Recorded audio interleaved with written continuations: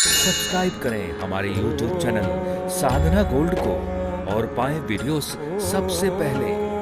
Bell icon दबाना ना भूलें।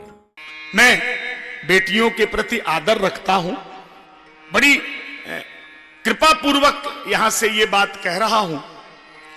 अगर किसी के घर में बेटे का जन्म होता है तो ये भाग्य का विषय है, और अगर बेटी जन्म लेती है तो सौभाग्य का विषय है। बेटी को शास्त्र ने कन्या माना है।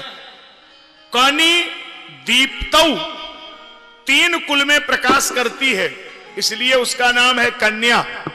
बेटी की 3 अवस्थाएं हैं, 3 व्यवस्थाएं हैं, 3 नाम हैं, 3 रूप हैं, 3 कुल हैं, 3 परिवार हैं, 3 संविधान हैं, 3 मर्यादाएं हैं, 3 घरों में जाती है, 3 लोगों को यश प्रदान करती है, 3 नामों से पुकारी जाती है।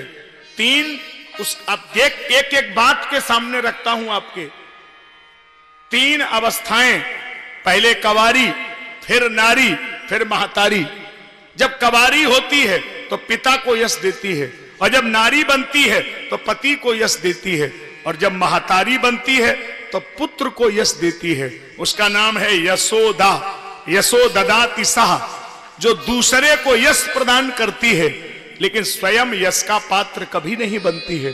जब वो कवारी थी तो उसके आचरण ने, जब वो कवारी थी तो उसके आचरण ने पिता के नाम को आगे बढ़ाया।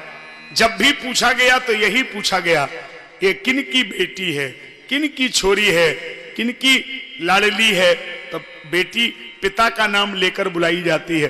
उनकी बेटी ने आज स्कूल में टॉप किया, उनकी बेटी ने कॉलेज में टॉप किया, उनकी बेटी इतनी ऊंचाई पर है, उनकी बेटी बड़ी सज्जन है, तब आपका नाम तो जगा।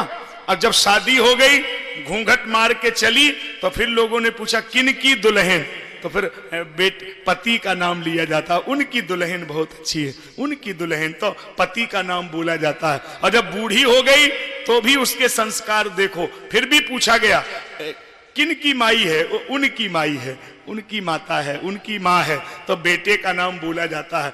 कवारी है तो पिता का नाम, नारी है तो पति का नाम, और महतारी बनती है तो पुत्र का नाम जुड़ती है। तो 3 रूपों में इसकी पूजा होती है।